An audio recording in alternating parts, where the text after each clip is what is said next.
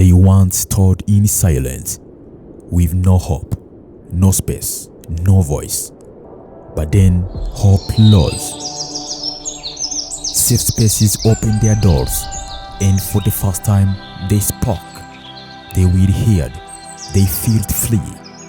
Through the healthcare cycling project, their journey changed. They learned, they healed, they discovered their strength.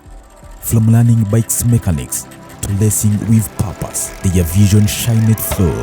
And now the future is on their hands. Because when young people are given a safe space, support, and chance to grow, change becomes unstoppable.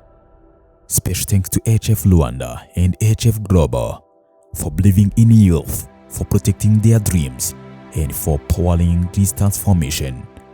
With healthcare cycling, we move.